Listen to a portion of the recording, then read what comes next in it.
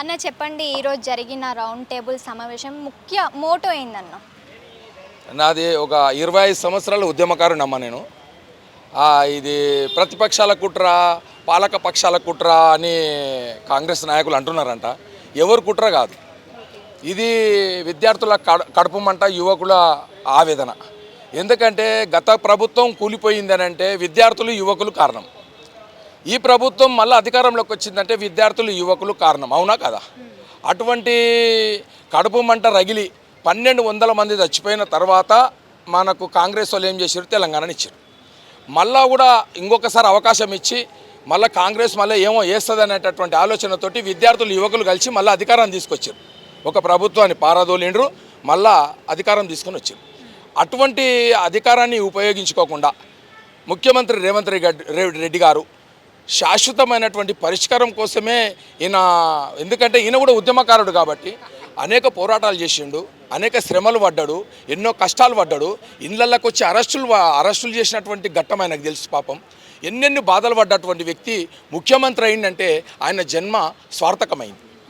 అటువంటి జన్మను ఇవాళ ప్రజల గుండెల్లో చిరకాలంగా నిలిచి ఉండాలనేటటువంటి ఆలోచనతోటే చెప్తున్నాను. నాకు ఇది ఆయన ఉద్యోగం ఇస్తే నా ఇంట్లో నా పిల్లలకు కూడా ఉద్యోగాలు అవసరం. నా పిల్లల ఏజ్ కూడా పెద్దగా అయింది, వాళ్ళ అమ్మకు బాగాలేనందుకు చదువులో చాలా ఇబ్బందులు పడిపోయారు. నేను చాలా ఇబ్బందుల్లో ఉన్నాం. అయినా మా ఇంట్లో ఉద్యోగం రాదు. ఇవాళ ఎందుకోసం వచ్చి మీడియా పాయింట్లో మాట్లాడుతున్నాను నేనంటే, ఇవాళ ఆ పిల్లల కడుపు కోత, కడుపు మంట, పెట్రోల్ పోసుకొని సచ్చి బతుకుతున్నటువంటి పరిస్థితుల్లో నీళ్లు, నిధులు, నియామకాలు అనేటటువంటి దాని మీద తెలంగాణ నిలబడ్డది.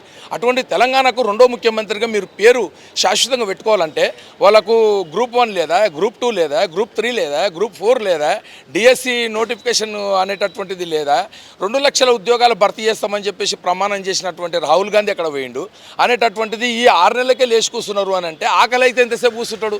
ఇప్పుడు ఉదయం నుంచి సాయంత్రం వరకు మనిషి ఓపిక పట్టిండు. ఆ ఓపిక పట్టినటువంటిది తెలంగాణ సమస్య అనేటటువంటిది ప్రాలదోల్యం. మళ్ళీ తెల్లారినాక కూడా మళ్ళీ 6 గంటలైంది, 8 గంటలైంది, మళ్ళీ మేము వండుతాం. మళ్ళీ 10 సంవత్సరాలు ఓపిక పట్టిన వాళ్ళు మళ్ళీ ఇప్పుడు ఓపిక పట్టలేరా అని అంటే ఓపిక పట్టలేరు. ఎందుకంటే ఓపిక నశించిపోయింది. ఆ నశించిపోయినటువంటి తరుణంలో ఏం అగాచతాలకు పాల్పడతారో, పిల్లలు ఏ ఇబ్బందులు పడతారో అనేటటువంటి దాని మీద మేము పెద్దలమైనటువంటి మేమందరం వచ్చి కూడా ఈ విద్యార్థులకు, యువకులకు, ఈ ఉద్యోగం లేనటువంటి మహిళలకు వీళ్ళందరూ కూడా మేము అండగా ఉన్నాం.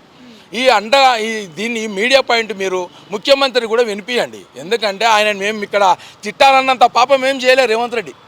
ఆయనను తిట్టే అటువంటి నోరు కూడా వస్తలేదు ఎవరికి. ఎందుకంటే వచ్చిన 6 నెలలకి ఏం పాపాలు చేసాడు? ఏం పాపాలు చేయలే. 10 ఏళ్ళు ఉన్నోళ్ళే పాపాలు చేయని వాళ్ళు ఈ 6 నెలలకి ఎట్లా పాపాలు చేస్తారు చెప్పండి? అందుకే మేము ఆయన పాపాలను మేము ఎత్తిపడవడానికి రాలే. ఇక్కడ ఉద్యోగాలు ఇవ్వండి రేవంత్ రెడ్డి గారు. 6 గ్యారంటీలు ఏవైతున్నాయో ఆ 6 గ్యారంటీలు కూడా మాట నిలబెట్టుకోండి రేవంత్ రెడ్డి గారు. మీరు ప్రత్యక్షంగా పరోక్షంగా మమ్మల్ని బాగా గుర్తుపడతారు. నా పేరు అల్లంపల్లి రామకోటి, తెలంగాణ బీసీ సంఘం రాష్ట్ర అధ్యక్షులు. అటువంటి మేము కూడా ఈ విద్యార్థులకు పూర్తి స్థాయిలో మద్దతు ఇస్తున్నాం.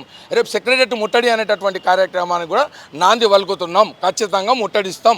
అందుకే ఇది చెడ్డ పేరు వచ్చేటటువంటి ఆలోచనలు ఉన్నాయి కనుక మీరు ఖచ్చితంగా నోటిఫికేషన్ ఇవ్వండి, ఉద్యోగాలు జారీ చేయండి, నాయకులను పిలిపించుకొని మాట్లాడాలని చెప్పేసి మేము సభాముఖంగా కోరుకుంటున్నాం.